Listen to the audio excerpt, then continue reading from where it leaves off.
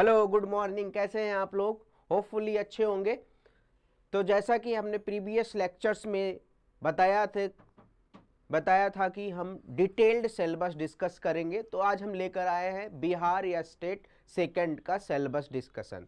Bihar state syllabus का discussion हमने लेकर आए हैं। स्टेट सेकंड का यानी पेपर सेकंड की बात हम करेंगे उच्च माध्यमिक यानी पीजीटी की बात करेंगे। पीजीटी की जो एलिजिबल सर्टिफिकेट देगा पेपर सेकंड स्टेट जो प्रोवाइड कराएगा, एलिजिबिलिटी प्रोवाइड कराएगा। इसके बाद रिक्रूटमेंट आएगा, तब आप अप्लाई करोगे।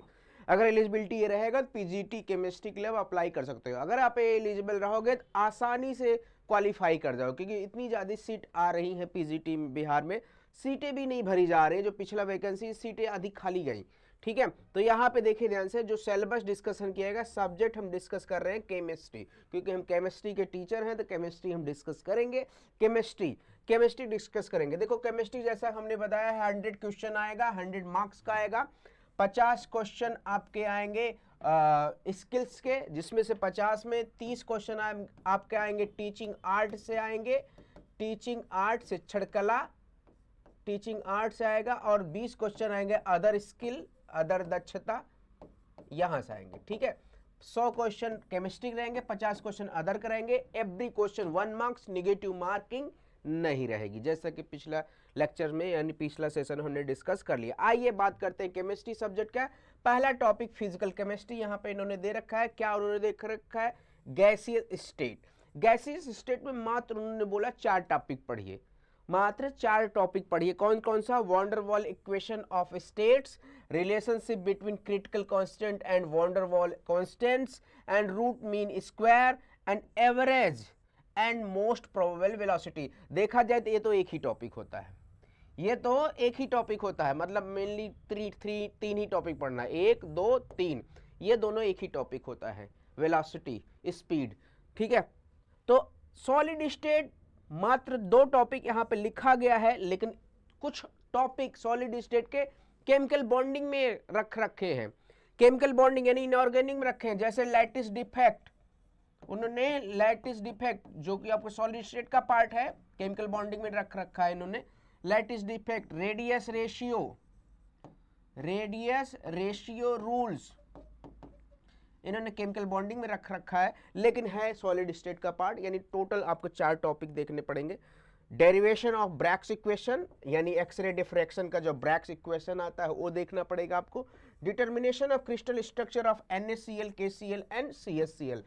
KCl, NaCl एंड CSCl का क्रिस्टल स्ट्रक्चर का डिटर्मिनेशन कैसे किया जाता है वो देखना है आपको। नेक्स्ट आपको लैटिस डिफेक्ट देखना है, रेडियस रेशियो देखना है। एक और टॉपिक है सेमीकंडक्टर। ये तीनों टॉपिक आपके केमिकल बॉन्डिंग में दे रखा है, जबकि ये सॉलिड स्टेट का पार्ट है। कोई नहीं, अब चाहे केमिकल बॉन्डिंग पढ़िए चाहे जहां पढ़िए, लेकिन पढ़ना तो है। यानी टोटल 1 2 3 टॉपिक इधर है, 2 टॉपिक इधर। सॉलिड स्टेट में ये टॉपिक कवर करनी पड़ेगी आपको। ठीक है, ये सिलेबस में दे रखा है। नेक्स्ट टॉपिक चैप्टर नंबर 3 यानी यूनिट नंबर 3 में केमिकल काइनेटिक एंड कैटालिसिस दे रखे हैं।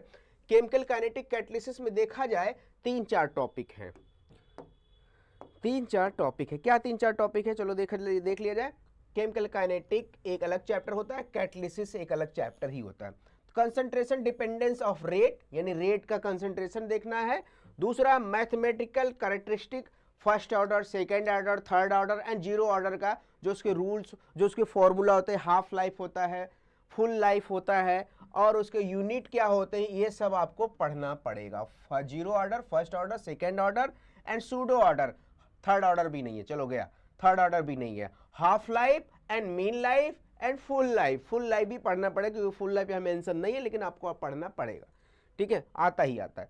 इफेक्ट ऑफ टेम्परेचर यानी अरहेनियस के इक्वेशन पे यहाँ क्वेश्चन पूछा जाएगा। Expression for the rate constant based on equilibrium constant and thermodynamic aspect. Equilibrium constant and thermodynamic जो एस्पेक्ट्स है केमिकल काइनेटिक्स से रिलेवेंट, वो सारे यहाँ पे क्वेश्चन अराइज होंगे। ये सिलेबस में डिस्कशन है।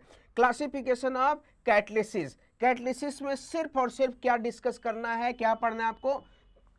क्लासिफिकेशन पढ़नी है। ठीक है, क्लासिफिकेशन पढ़नी है।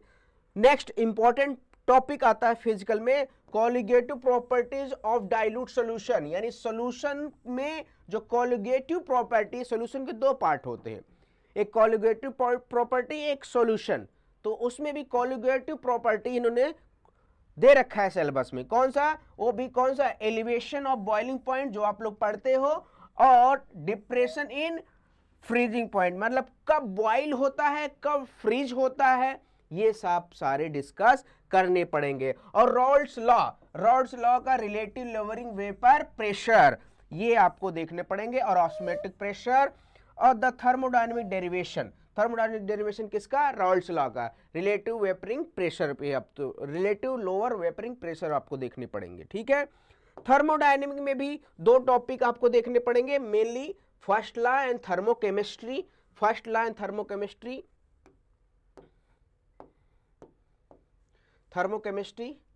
थर्मोकेमिस्ट्री, और यहाँ पे आपको फर्स्ट लॉ को देखने को मिल रहा है। ये यानी यहाँ पे सेकंड लॉ डिस्कस नहीं है, सिर्फ फर्स्ट लॉ तक ही डिस्कस है, फर्स्ट लॉ एंड थर्मोकेमिस्ट्री। इतने से आपका सिलेबस कंप्लीट हो जाएगा थर्मोडायनेमिक का, ठीक है जी,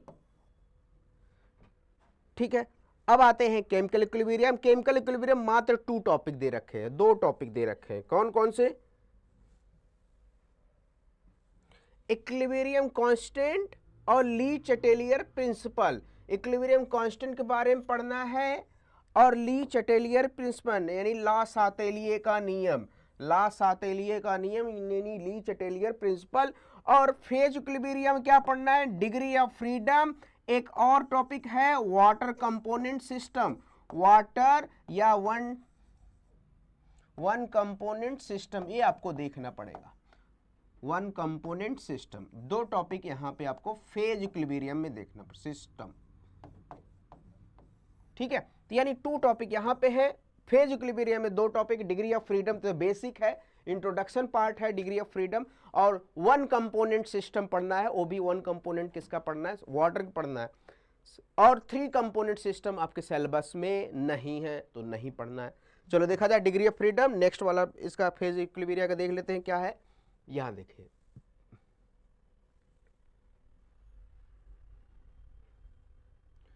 देखिए क्या क्या लिखा है, साफ साफ लिखा है, एकदम साफ साफ लिखा है।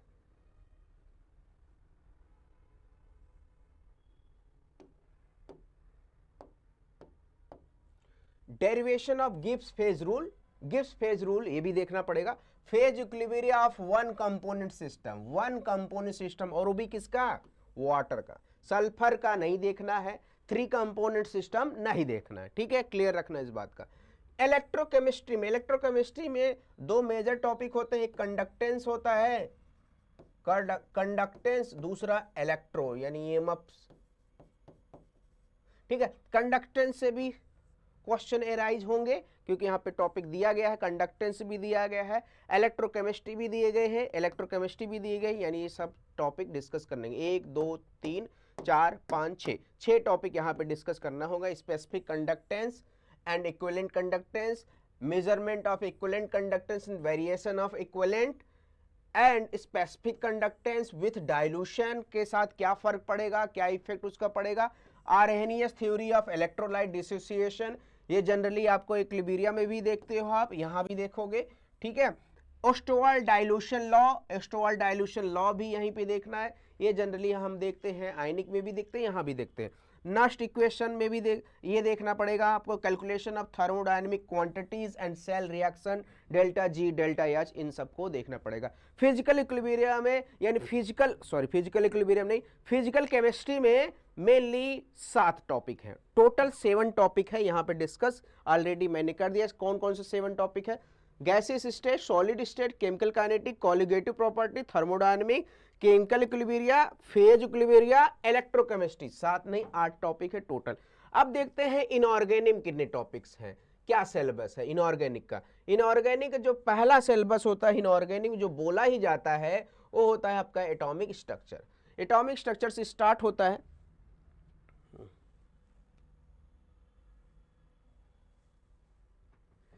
Atomic structure. एटॉमिक स्ट्रक्चर में मेनली 4 टॉपिक हमें पढ़ने हैं, क्वांटम नंबर और एसपीडी एफ का नहीं, sp-d ऑर्बिटल का शेप क्या होता है। उसके बाद अबाउ पाउली एंड हुंस के रूल्स पढ़ने हैं, उसके क्या थ्योरी है, वो क्या उन्होंने बोला था। इलेक्ट्रॉनिक कॉन्फ़िगरेशन ये तो बचपन से पढ़ते चले आ रहे हो, ये देखना पड़ेगा आपको इलेक्ट्रॉनिक कॉन्फ़िगरेशन। उसके बाद आपके श्रोडिंगर वेव इक्वेशन, यही इंपॉर्टेंट है, यही आपको नहीं आता और यही अच्छे से पढ़ना है। और यहाँ से क्वेश्चन बहुत कम आते हैं, लेकिन क्वेश्चन जो आते हैं यही तीनों से आते हैं, मेजर क्वेश्चन यहीं से अराइज होता है, ठीक है।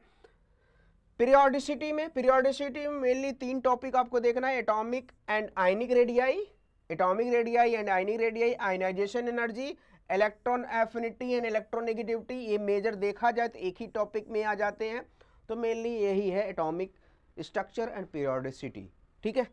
तो अब आते हैं केमिकल बॉन्डिंग, अच्छा चैप्टर है, काफी अच्छा चैप्टर है, वेटेज काफी इसका है।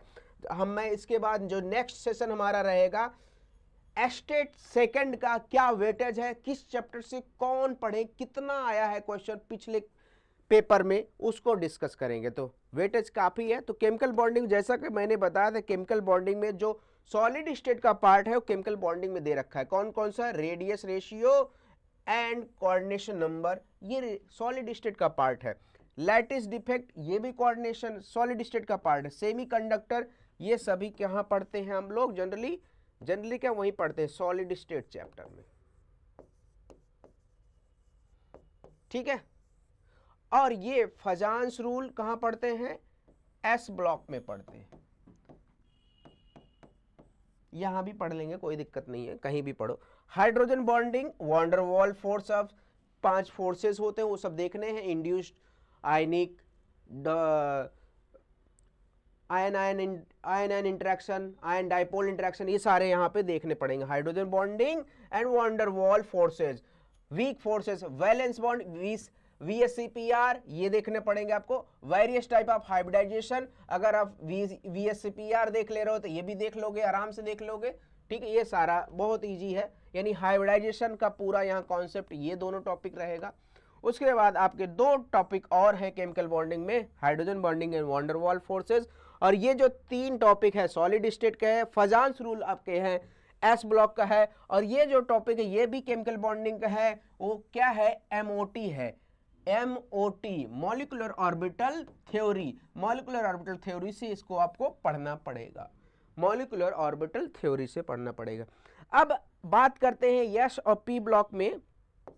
यस और पी ब्लॉक में क्या क्या पढ़ना है, कंपैरेटिव स्टडी पढ़ना है। कंपैरेटिव स्टडी किसका, silent feature of hydride and S block element, S block element के सारे कंपैरेटिव स्टडी वो सब सारे देखने पड़ेंगे, उसके फीचर क्या है, उसके प्रॉपर्टीज क्या है, chemical properties and physical properties.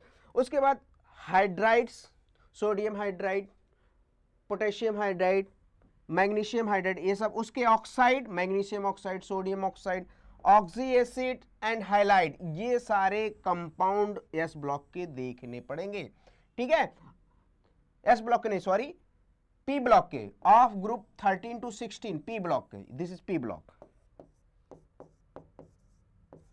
P block के देखने पड़ेंगे। हाइड्राइड उसके एंड हाइड्राइड उसके ऑक्साइड, उसके ऑक्सी एसिड एंड उसके हाइलाइड्स, चारों ग्रुप के देखने पड़ेंगे पी ब्लॉक के। 13 to 16 एलिमेंट्स, 13 to 16 ग्रुप के एलिमेंट। 13 कौन होता है, aluminium, 14 carbon family, 15 nitrogen family, 16 oxygen family. Hydrides of boron, diborane, borazine, fullerene and fluorocarbons, ये सब आप देखते ही हो, बोराजीन, बोराजोल, फुलरीन, ये सब आप देखते हो, ठीक है। ये सब आपको देखना पड़ेगा, पी ब्लॉक के हैं, और ये मेन ग्रुप एलिमेंट्स भी बोले जाते हैं, ये आपके मेन ग्रुप एलिमेंट्स के हैं चैप्टर, ठीक है।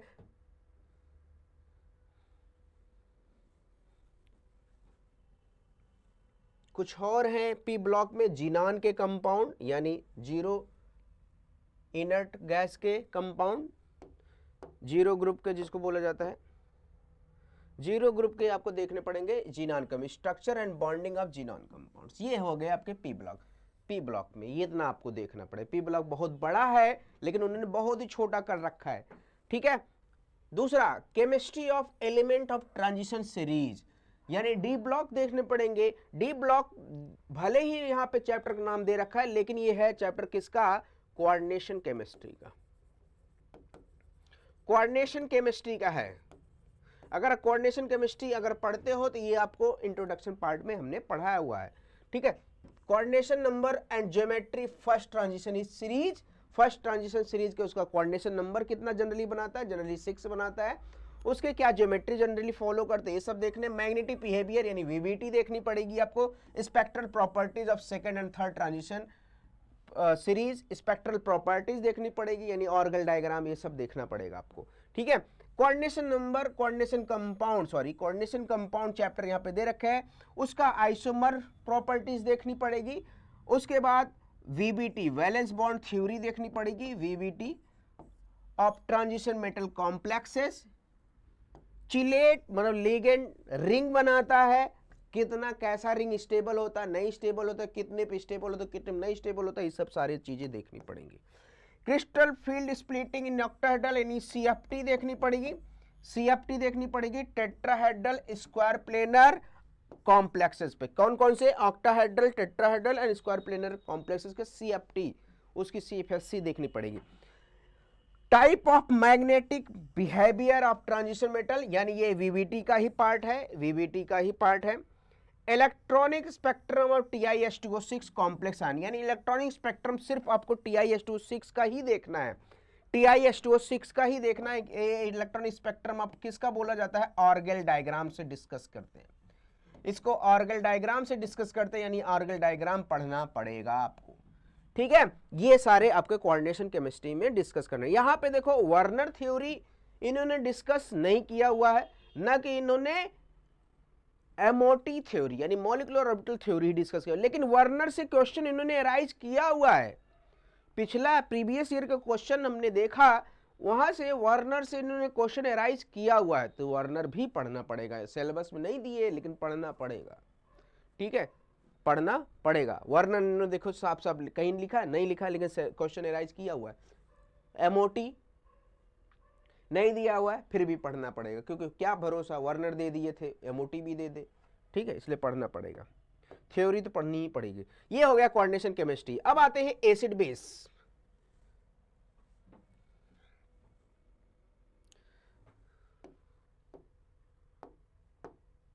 सातवां यूनिट इनऑर्गेनिक का एसिड बेस है। एसिड बेस में 3 कॉन्सेप्ट पढ़ने हैं, Arrhenius concept, Bronsted Lowry concept, Lewis concept of acid and base.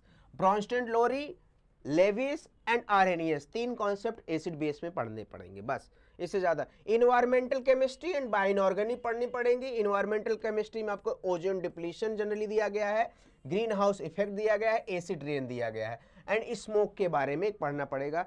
कब स्मोक ज़्यादा होता है, कब स्मोक कम होता है, स्मोक में कौन से केमिकल होते हैं, कौन से रासायनिक तत्व होते हैं, यही सब पूछा गया है। Haemoglobin, myoglobin and nitrogen fixation, ये तो महा इंपॉर्टेंट है। नाइट्रोजन फिक्सेशन से एक सवाल तो आता ही आता है। बायोइनऑर्गेनिक से, ये है आपका इन्वायरमेंटल, ये है बायोइनऑर्गेनिक। टोटल 8 यूनिट है आपके इनऑर्गेनिक में। 8 यूनिट फिजिकल में थे और 8 ही यूनिट इनऑर्गेनिक में भी है, ठीक है। चलो आप बात करते हैं ऑर्गेनिक केमिस्ट्री के सिलेबस में क्या क्या पढ़ना पड़ेगा। ऑर्गेनिक केमिस्ट्री के सिलेबस में स्ट्रक्चर एंड बॉन्डिंग, जिसको जनरली हम लोग पढ़ते हैं जीओसी के नाम से, जनरल ऑर्गेनिक केमिस्ट्री के नाम से, जीओसी के नाम से, जिसमें से आपके बॉन्डिंग जो हाइब्रिडाइजेशन पढ़ते हैं, बॉन्ड लेंथ किसका कम होता है, किसका ज्यादा होता है, बॉन्ड एंगल किसका कम होता है, किसका ज्यादा होता है, केमिकल बॉन्डिंग में भी देखते हैं, यहां भी देखते हैं। बॉन्ड एनर्जी जो ज्यादा मजबूत रखेगा, ज्यादा बॉन्ड एनर्जी भी रखेगा। लोकलाइज्ड एंड डीलोकलाइज्ड, ये रेजोनेंस भी देखा जाता है। Chemical bond, van der Waals interaction, ये सारे केमिकल बॉन्डिंग का पार्ट भी है। ये सारा केमिकल बॉन्डिंग में भी पढ़ते हो, केमिकल बॉन्डिंग में भी पढ़ते हो, यहां भी पढ़ोगे तो केमिकल बॉन्डिंग यहां दोनों, ठीक है। उसके बाद resonance energy, hyper conjugation, aromaticity, inductive field effect and hydrogen bonding, ये सारा जीओसी का इलेक्ट्रॉनिक डिस्प्लेसमेंट के नाम से जाना जाता है जीओसी में, जनरल ऑर्गेनिक केमिस्ट्री में। तो ये सारा हमें देखना पड़ेगा, तो ये ठीक है। दूसरा, अब दूसरा जो यूनिट इन्होंने दे रखा है मैकेनिज्म ऑफ ऑर्गेनिक रिएक्शंस। जब आप जीओसी पढ़ो तो मैकेनिज्म तो पढ़ना ही पड़ेगा। मैकेनिज्म में टाइप ऑफ रिएक्शन, 3 रिएक्शन आपके जनरली कौन से रिएक्शन, 4 रिएक्शन होते हैं, elimination reaction, addition reaction, substitution reaction and acid base reaction. Acid base reaction उन्होंने अलग से चैप्टर ही दे रखा है, इसलिए आपको 3 ही पढ़ना पड़ेगा आपको, addition reaction, substitution reaction and elimination reaction. उसके बाद रीजेंट के बारे में पढ़ना पड़ेगा, रीजेंट कौन इलेक्ट्रोफाइल है, कौन न्यूक्लियोफाइल है, ये सब आपको देखना पड़ेंगे, ठीक है। उसके बाद रिएक्शन इंटरमीडिएट, रिएक्शन इंटरमीडिएट अलग से चैप्टर ही होता है।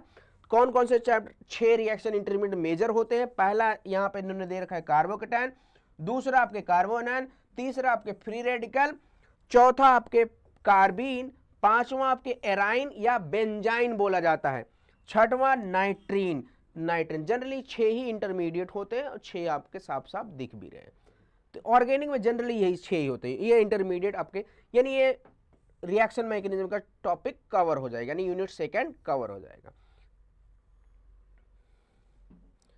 अब बात करते हैं, अब तो खत्म हो गया बेसिक ऑर्गेनिक केमिस्ट्री, खत्म हो गया। अब बेसिक ऑर्गेनिक केमिस्ट्री खत्म हो जाने के बाद अब स्ट्रक्चरल स्टडी करते हैं। स्ट्रक्चरल स्टडी मतलब उसकी स्ट्रक्चर के बारे में। तो स्ट्रक्चर के बारे में तो स्टीरियोकेमिस्ट्री बताती है, स्टीरियोकेमिस्ट्री बताती है, स्टीरियोकेमिस्ट्री हमें डिस्कस करना है। स्टीरियोकेमिस्ट्री में हमें ऑप्टिकल जियोमेट्रिकल दोनों देखना है, ऑप्टिकल भी देखना है और जियोमेट्रिकल भी देखना है। फिर उसके बाद डीएल कॉन्फ़िगरेशन भी देखना है, आरएस कॉन्फ़िगरेशन भी देखना है, ठीक है।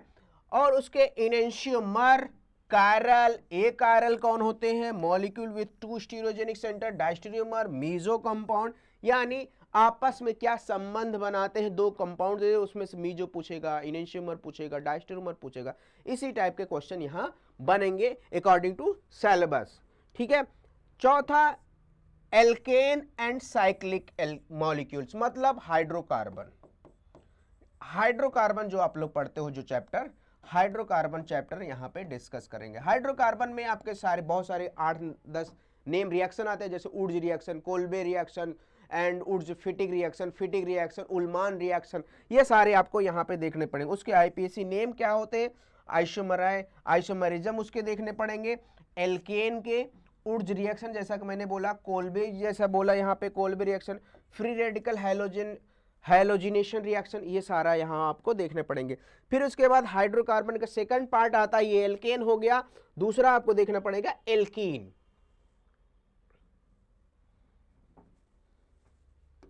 एल्कीन सेम वही सब वही उसी चैप्टर में एल्कीन भी आ जाता है, लेकिन एल्कीन मेजर चैप्टर रहता है। यहाँ पे Markovnikov, anti Markovnikov, Saytzeff, Hofmann सब रूल्स आ जाएंगे, ठीक है। देखो mechanism of dehydration, alcohol dehydrohalogenation, halide, Saytzeff, Hofmann, ये सब आ जाएंगे। Electrophilic free radical addition reaction, ये रिएक्शन मैकेनिज्म में जनरली यही सब पढ़ लेते हैं। Markovnikov, hydroboration oxidation, epoxidation, ozonolysis, anti Markovnikov, उसके बाद हाइड्रोबोरेशन ऑक्सीडेशन, उसके बाद एसिड कैटलाइज वाटर एडिशन, ये सारा यहाँ पे देखना पड़ेगा आपको।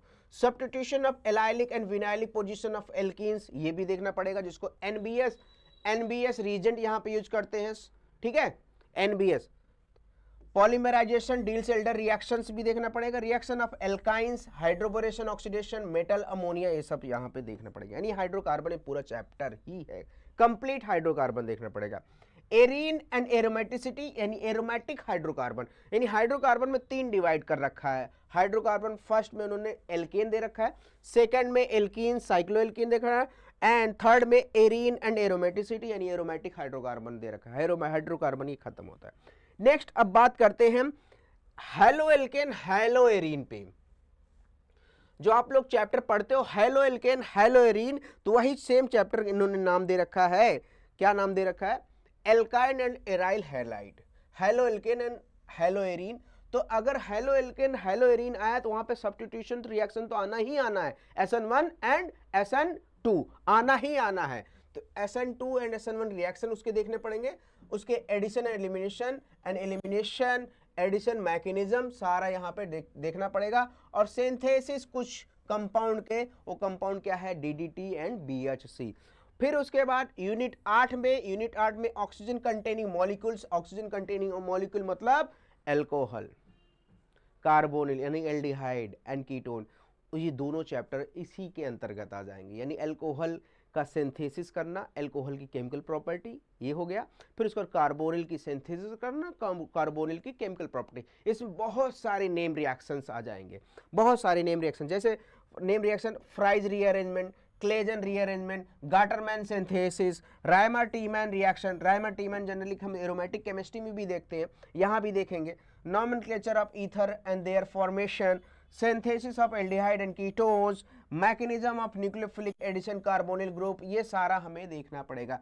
उसके बाद chemical reaction of vicinal glycol, alcohol के बारे में, ऑक्सीडेटिव क्लीवेज कैसे करता है कैसे नहीं करता, वो सारा हम देखेंगे। Classification of nomenclature of elements, ये सारा हम देखेंगे। यानी अल्कोहल एंड एल्डिहाइड कीटोन के सारे चैप्टर इसी में आएंगे। यानी ऑक्सीजन कंटेनिंग मॉलिक्यूल में इन्होंने लिख रखा है। ठीक है, यूनिट 8 ये हुआ। यूनिट 8 यहाँ पे देखो कुछ और नेम रिएक्शन है। पर्किन, मैंने बोला था एल्डिहाइड कीटोन के पर्किन रिएक्शन पढ़ना पड़ेगा, नोवेना जेल रिएक्शन पढ़ना पड़ेगा, और उसके बाद विटिक रिएक्शन पढ़ना पड़ेगा। विटिक रिएक्शन क्या करता है, कीटोन को एल्कीन में कन्वर्ट करता है। मैनीज रिएक्शन भी पढ़ना पड़ेगा। ठीक है, ये सारे named reaction important name reaction है। इंपॉर्टेंट नेम रिएक्शन से क्वेश्चन आते ही आते हैं।